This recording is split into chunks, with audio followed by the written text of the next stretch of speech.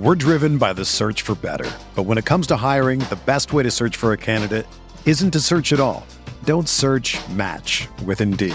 Indeed is your matching and hiring platform with over 350 million global monthly visitors, according to Indeed data, and a matching engine that helps you find quality candidates fast. Ditch the busy work. Use Indeed for scheduling, screening, and messaging so you can connect with candidates faster. Leveraging over 140 million qualifications and preferences every day, Indeed's matching engine is constantly learning from your preferences, so the more you use Indeed, the better it gets. Join more than 3.5 million businesses worldwide that use Indeed to hire great talent fast. And listeners of this show will get a $75 sponsored job credit to get your jobs more visibility at Indeed.com/Blue Wire.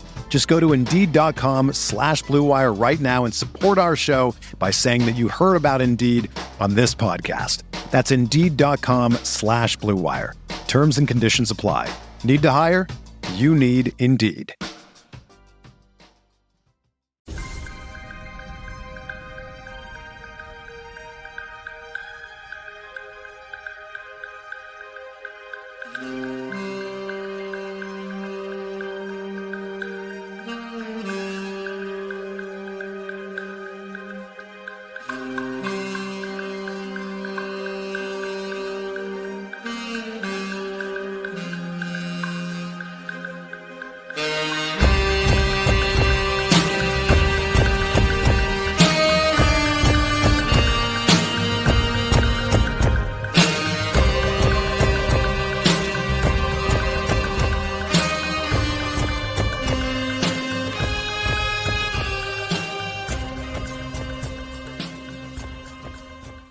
Hello, friends. Welcome to Pod Maverick After Dark. I'm Kirk Henderson, joined as always by Josh Bowe. We're talking to you a little before 10 o'clock on Thursday, January 23rd. The Dallas Mavericks just defeated the Oklahoma City Thunder for the third time this season, this time shocking the Oklahoma City Thunder with a true skeleton crew of Mavericks, 121-115. Josh Bowe, how are you?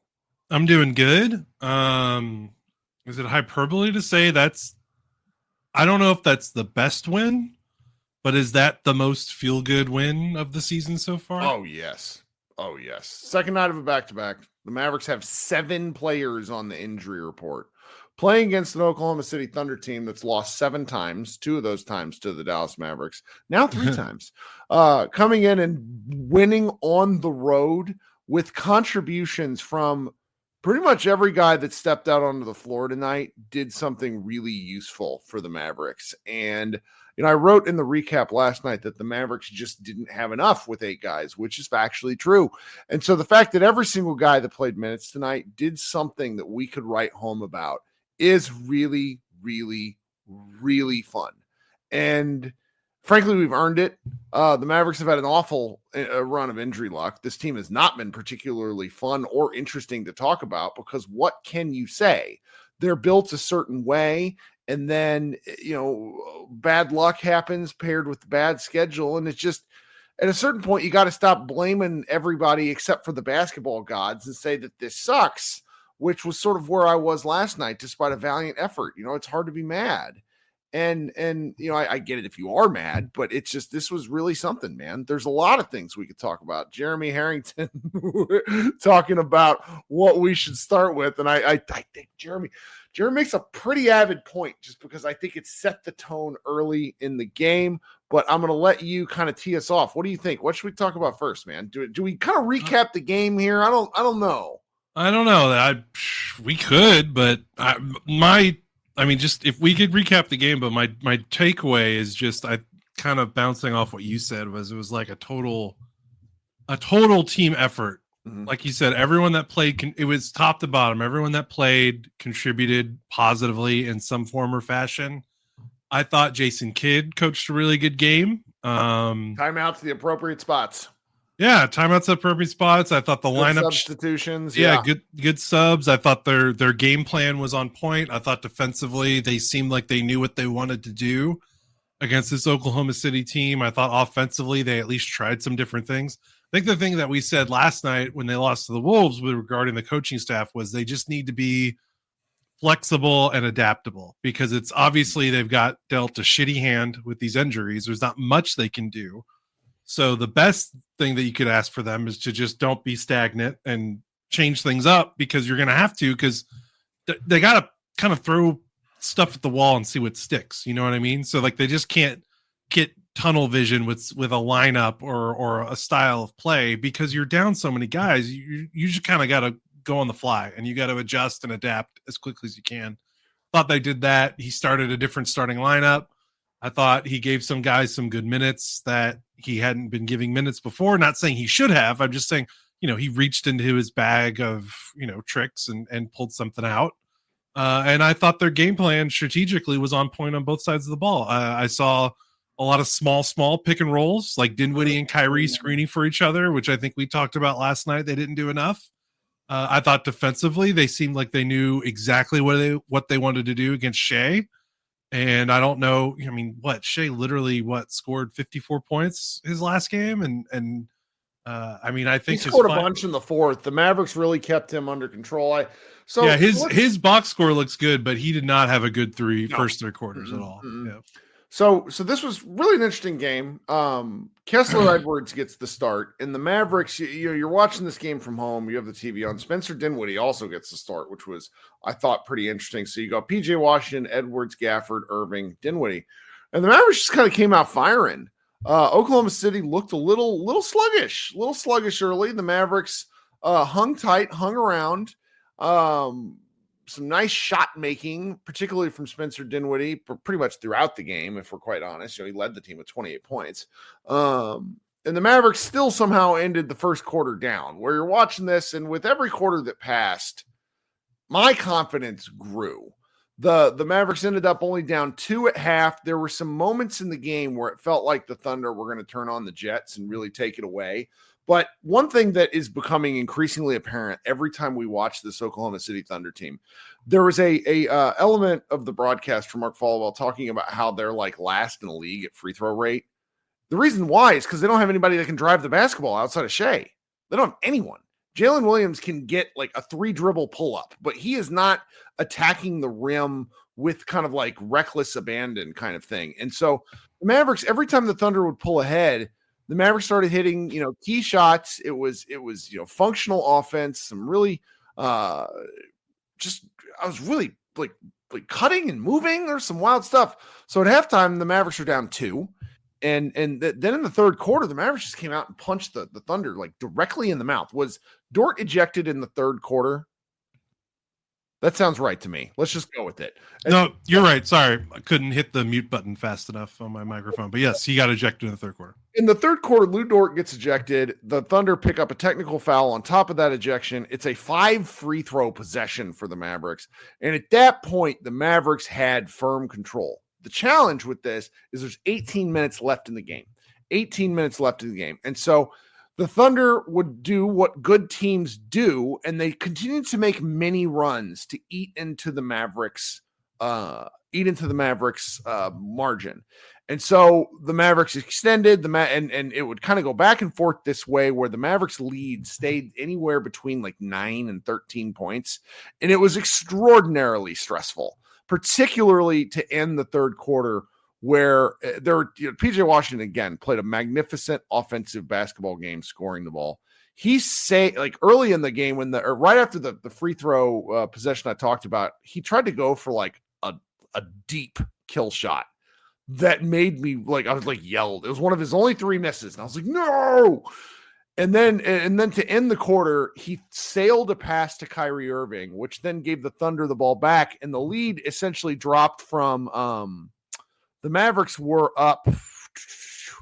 What is it here? The Mavericks were, I'm sorry, I'm like flowing back through my game logs. I didn't take my notes correctly. The Mavericks were up 11, and then all of a sudden they're down 8 because just 2 possessions, the Thunder score a free throw and it's like, God dang it. Hopefully that one's not going to bite the Mavericks in the butt. The Mavericks inch into the fourth quarter. Kessler Edwards is still getting good minutes. And then kind of a bang series of plays around the 7:30 mark where Kessler Edwards smokes a layup. And I felt so bad for him. And then sort of chose to double at the wrong time. And it was essentially an 8-point swing over about 3 possessions where the Thunder cut it all the way back. And then the Mavericks did something that I was not expecting, where they gritted down and just held on to the fucking lead. Every time the Thunder made a run, every time the Thunder hit a shot, the Mavericks bounced back with a shot of their own and held on long enough to win. And I'm really enthusiastic about this one. I haven't had that much fun watching the Mavericks in a while. Yeah, and I think one thing I want to point out is I thought the chippiness and the intensity of this game was awesome for a regular season game in late January on a back-to-back with so many guys out. So I just wanted to call that out. I think that contributed to how much fun it was to watch. Like both of these teams, like the rivalry is here. The playoff series solidified it, but it's a great situation for a rivalry because these are obviously two teams. I don't know. They don't like each other. They play against each other in a physical fashion. There's intensity. There's some antagonists on each side, which helps. And then there's kind of like the fan part of it, like the history. Like, obviously these teams have playoff history dating back to before some of these guys were even in the league. And then the regional aspect of like Dallas and Oklahoma City, like that's cool as well. So just like that's cool. So I like all that, the trappings around this game and kind of what goes into it to make it a fun game. But yeah, the fourth quarter, I don't think anyone would have begrudged the Mavericks for losing that game in the fourth, considering the circumstances. Like I think everyone would have just kind of, I would have been frustrated. But then you would have rustled their hair and been like, attaboy, you tried. Pat on the back, you gave it a good effort. But what are you going to do? The way they responded was pretty cool. Maxey and Quentin Grimes, who had no shots made entering the fourth, combining to make 3 shots. I believe, 2 3-pointers. 3 3-pointers between the two of them. I thought that, Shea got loose a little bit. Their defensive strategy kind of bent but didn't break in the fourth. Yeah, he frankly started attacking more. He got around the doubles. He took the ball and took it to the basket before the Mavericks could even really get set and double. Like he was kind of playing into what they were doing a little bit. I thought the story of the game, though, in terms of how they won, was I think the third quarter, like the way they doubled Shea, I thought, they doubled him and they left, the screener open near that free throw line, that traditional kind of 4-on-3 situation for whoever catches that pocket pass or that pass out of the double team. And I thought what the Mavericks did a really good job in the third quarter was they just let that guy do something. Instead of crashing down and giving up open corner threes, they're like, yeah, let Jalen Williams shoot a 12-foot floater. And he missed a couple of those. Aaron Wiggins, I think, missed a couple of those as well.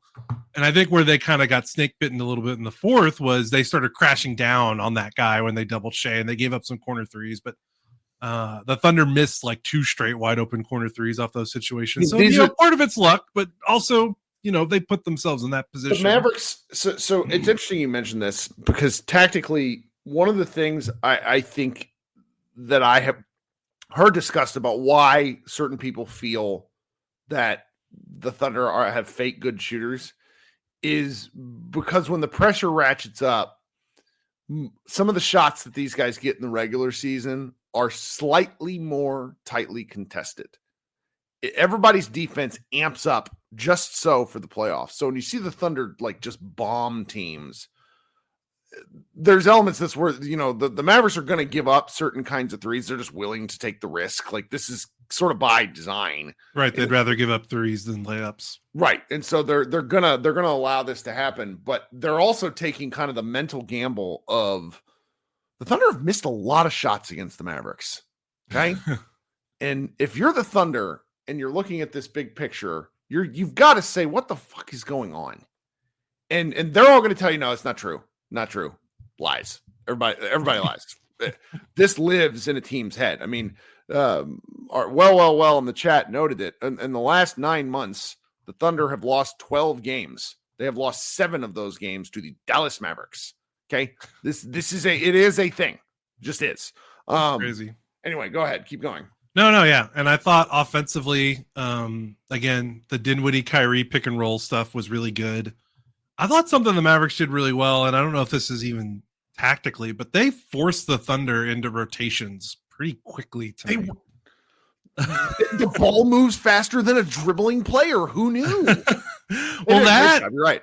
Yeah, but they did it with the pass, and they also role players were winning those closeout. Like the Thunder were closing out, and the Mavericks were beating those closeouts consistently, despite the fact that they didn't have Luka, they didn't have Clay, they didn't have Najee, so that they didn't have Jaden Hardy. Those are three of their better. Those are all good offensive guys for them.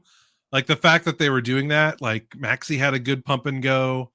Grimes was doing it well. I mean, Dinwiddie only missed 3 shots, and they were all threes. He was 11 of 14 from the field, by the way, which is funny because I know he had those couple of plays that drove you nuts. But yeah, I thought they did a good job forcing the Thunder and help situations. And then they kept the ball moving. They passed the ball. This is going to sound really weird. I thought they passed the ball pretty well for a team that had 20 turnovers. I know that sounds pretty stupid, but the Thunder are a team that will turn you over. And I thought, they got them a couple times, but I thought they also, they had 43 assists. No. Am I looking at that right? Yeah, they had 40. Wow, that cannot be right. No. They had 25 assists on 39 made buckets. That's pretty good. That's pretty good.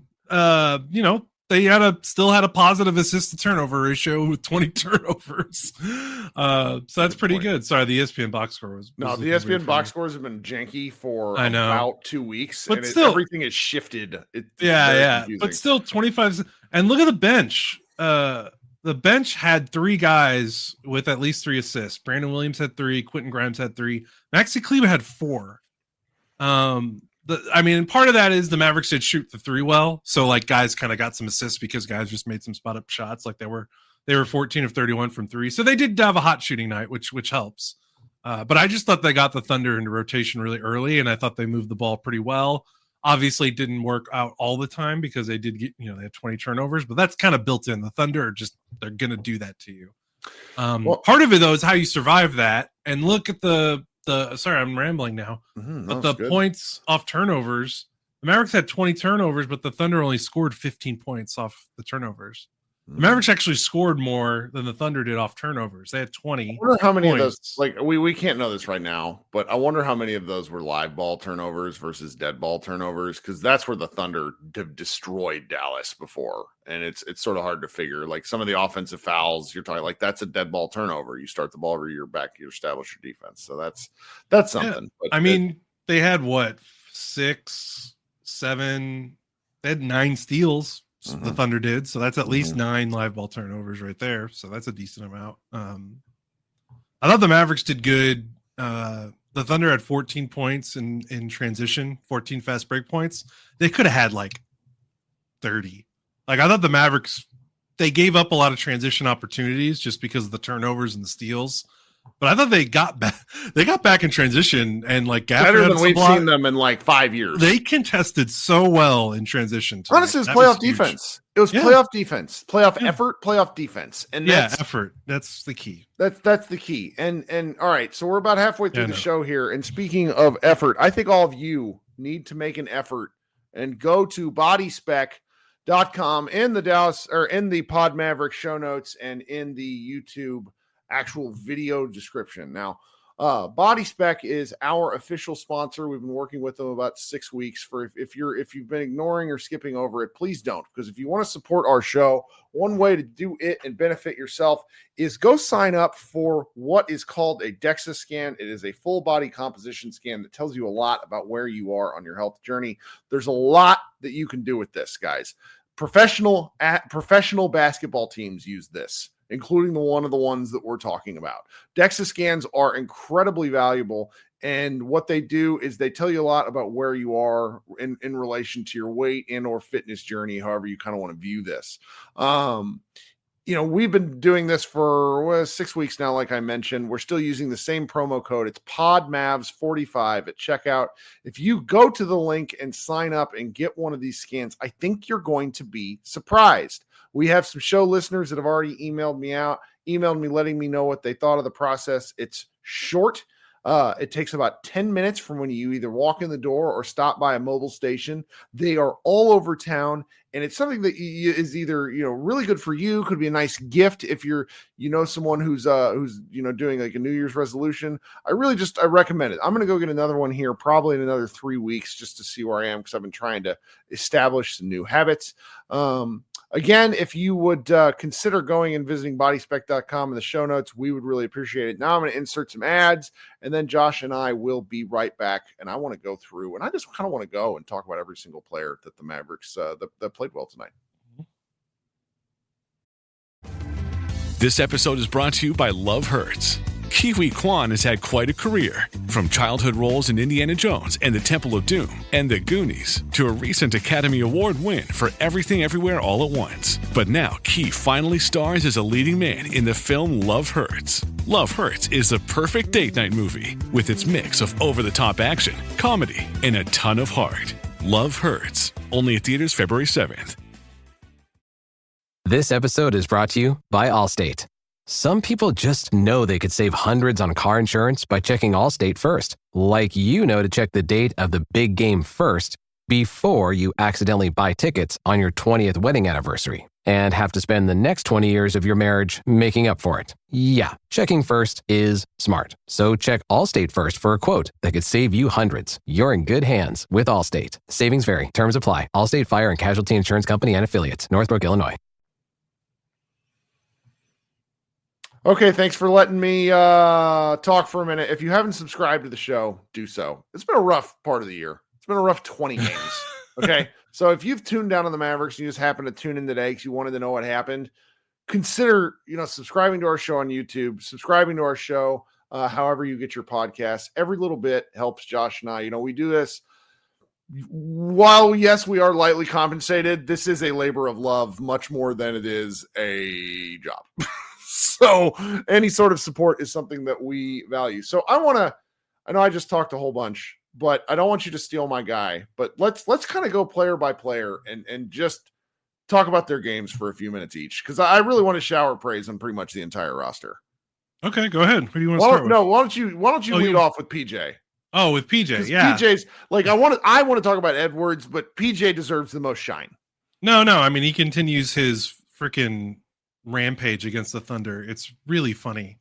I don't know what it is. I think part of it is that PJ it's a good matchup for him, from the sense that the Thunder, I mean, especially without Chet and especially without Hartenstein, I mean, they're a small team. I mean, even with Chet and Hartenstein, I mean, I guess they're going to play those guys together when they both are finally healthy. But like, even if one of those guys is playing, the Thunder don't have a bunch of big forwards. Like, it's really wing Jalen Williams, and then after that, like, who are they playing? That's like a bit. They have the other Jalen Williams who kind of plays like plays a small ball stretch five, but they don't have a lot of big forwards that can match PJ's size and athleticism, wingspan, what have you.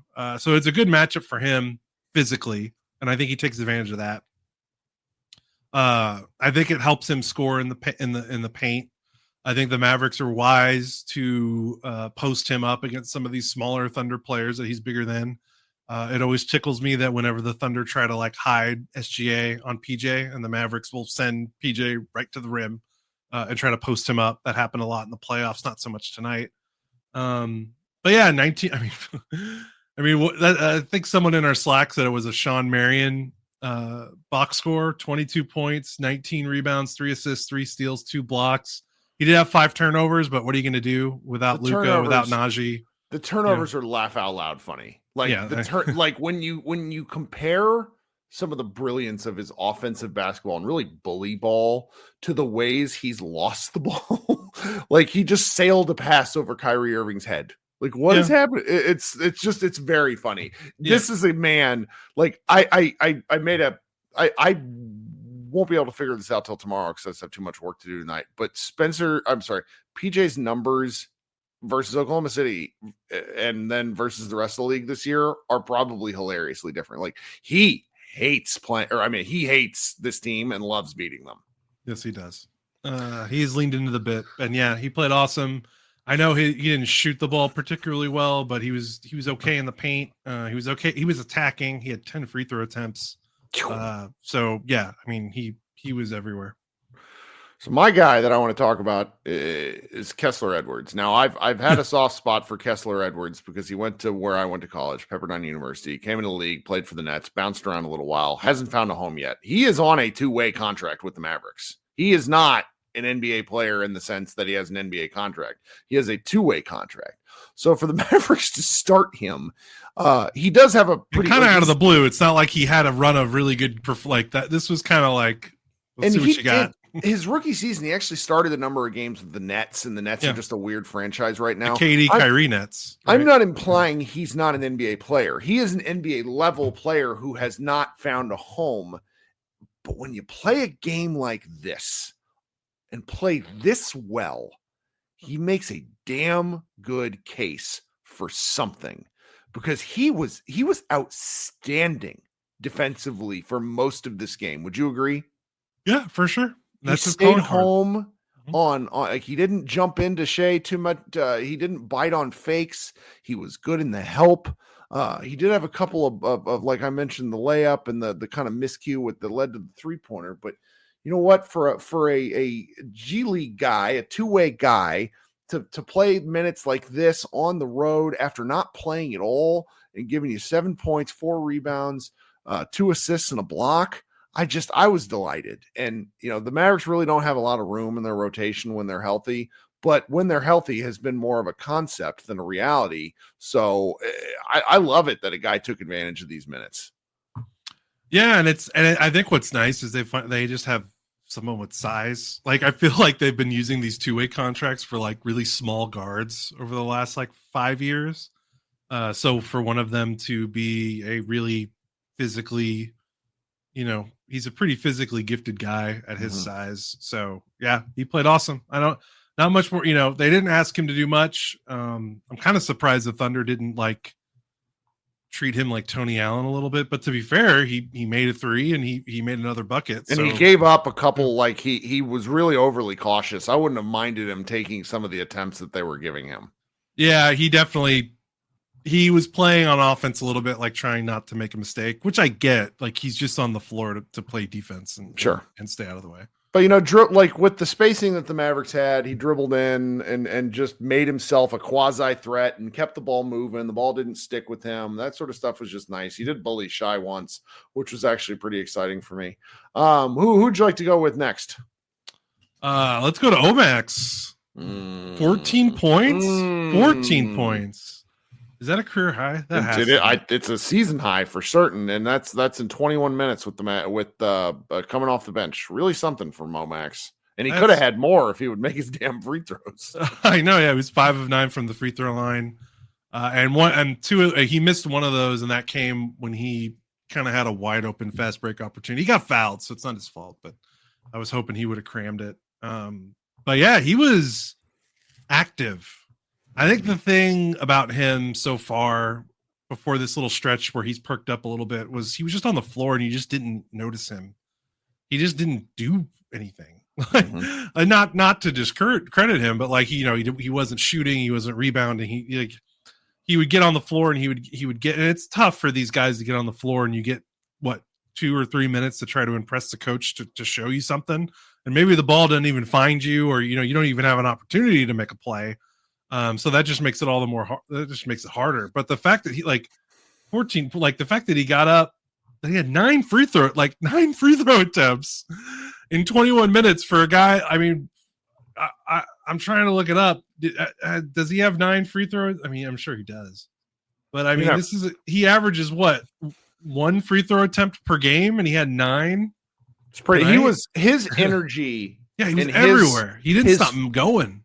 And that seemed to really catch the Thunder off guard, which is shut. It's second night of the back-to-back for them too. But it was just surprising because one of the things that has been a Thunder calling card is just how stinking hard they play.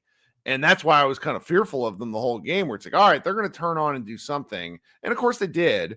But Omax's energy in that first half in particular was really important. Yeah. Also, another big forward. The Thunder don't have big forwards. Like, he is a big guy. He's making an Right? argument for these Maxi minutes, I think, but it's Maxi still does. We'll talk about Maxi at some point too. But I was delighted, just delighted. I think there's minutes for both. Mhm. Yeah, it depends on when everyone's healthy. If they want to play a lot of 3-guard, you're gonna definitely have to cut minutes from somewhere, when everyone's healthy. But I don't know. I mean, they could play him at the 3 a little bit, and let's try some different things. This is probably the biggest blessing, so to speak, of all these injuries. Is, I mean, if he would not be playing, Yes, if it weren't for that. So right. This is invaluable experience for him that could pay off down the road. Mm-hmm. I also owe it. The next guy I have to at least give credit to is the guy that I rag on a whole hell of a lot, which is Spencer Dinwiddie. Once again, he plays a whole bunch of minutes in a starting role. 35 minutes, scored 28 points. He was 11 of 14 from the floor. He missed 3 shots, and they were all from 3. So that means he hit all 8 of his 2-point attempts.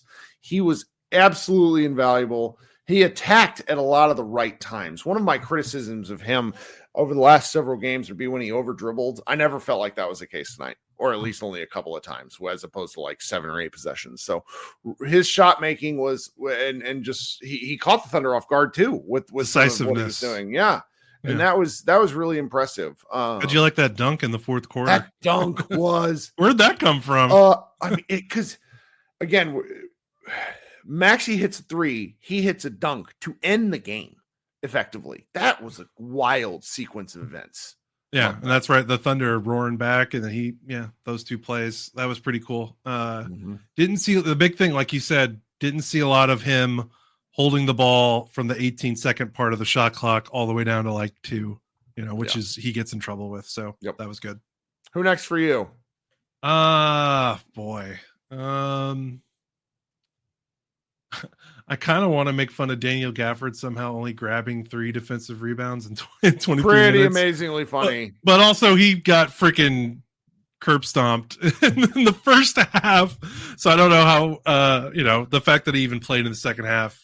Pretty interesting. I was worried for a bit there. And he had 5 fouls, but he had a nice post up in the fourth quarter. Like he scored well. He took advantage of his size offensively. So, it was gnarly. It was a into shot clock lefty hook. Yeah. Post up. The Mavericks did a good job posting up the smaller, like they didn't do it a ton, but they did it just enough because this Thunder team's just so small. They have players that are comfortable posting up. So that's a real weapon. But the real one, like Kyrie, 39 minutes on the second night of back-to-back, where his back is probably still effed up a little bit. Like you said that injury, like that's not just worry. Like, that's something you manage, even though he's back. Like there's a chance that he's still feeling it a little bit. And then when he stubbed his toe, like that actually made me more. That actually made me more worried about his back, because it's like when you do anything to your feet, it like reverberations all the way through your body. And I was just like, But it's so funny. He was 8 of 17. He missed some unbelievably easy shots. Yeah, he did. And then made some shots that made you scream at the television if you were hyped. I mean, he was just the full Kyrie experience tonight. I was really, really pleased watching him play basketball, is what I'll say. Finally made some threes. I felt like he hasn't had a big 3-point shooting night in a while, and maybe that's just, he was 4 of all. Yeah, I mean, this was his best shooting performance from 3, since the end of December. He kind of hit a little bit of a rough patch. He was shooting 31% from 3 in January entering this game. So that was nice. And I thought, again, shouts to Jason Kidd for listening to the podcast. I thought they used him off ball more as a shooter, a little bit more than they did against Minnesota last night. I mean, he had that huge 3 off that inbounds play in the fourth, in the corner, catching, just to catch and shoot coming off the screen. That's such a good part of his game and it's hard. And this isn't really the Mavs' fault. It's hard for him to do that when there's no Luka. It's harder for him to play off ball. So the fact that they were still able to find some ways for him to do that tonight, that was nice. That was nice, man. All right. So that's pretty much the starting lineup. We talked to Omax. I was really pleased to see Quentin Grimes sink a 3 during that clutch time run, because he has been ass from 3 and he hit 2. they need his contributions. He is a valuable player. He had 3 first half turnovers in 10 minutes, and I thought I just thought we'd not see him again because they were like bad, like derpy turnovers. Like, how is this possibly happening? Yeah. So he was definitely something. Shout out to Markieff Morris for eating 4 minutes of playing time, being 0 for 2, and somehow being a +5. +5, that's right. that's all you could take. Good for Maxey hitting that corner 3. Yeah, feels good. Yeah, I mean, that was a huge shot too. I think the Thunder cut it to 2 when he made that corner 3 in the fourth quarter. So that was a gotta have it shot, and he made it. Had 4 assists, so he moved the ball well. So yeah, I mean, he's playing on a minutes restriction. Kid talked about it. They are. Maxey is. Yeah, Maxey is. He's supposed to be on a 15-minute per game restriction, and he played 19 tonight. I don't know. I don't remember why. So the fact that he even played, the Mavericks are throwing together some hodgepodge lineups, and that's kind of the point here is where we're going with this because the last guy that we haven't mentioned yet was other two-way player Brandon Williams, who they said he was the G League's highest scorer. Yeah, by points per game. And I'm just like, every time I watch him shoot the ball, I'm like, that's not going in. But whatever. He had 3 rebounds and 3 assists in 8 minutes. Like, you gotta give credit to a guy who makes a positive, ends with a positive assist to turnover ratio in a game where you're just trying to get certain guys, minutes and bites of rest. So I was just very pleased with that. Very pleased. Yeah. Yeah. Like I said, everyone that played had good plays, positive moments. And I thought the coaching staff did a really good job tonight. That's right. Well, is there anything else we should hit on, or should I hop on over and start a Mavs party? You do start a Mavs party. You're probably going to get a good reaction tonight, I would hope. I shout out to my guy Ash, who hung out with me last night, and then I talked to myself and answered questions from the chat. I actually have been flagging some of the questions that I've been seeing during this, and I will answer them during the next show. So why don't you get on with your evening? We'll head over and start a Mavs party for anybody watching on the live show. Anybody listening on YouTube or listening on audio stream on Friday morning, I will post the Mavs party sometimes Friday afternoon. We will be back. I don't know. Honestly, the Celtics Saturday.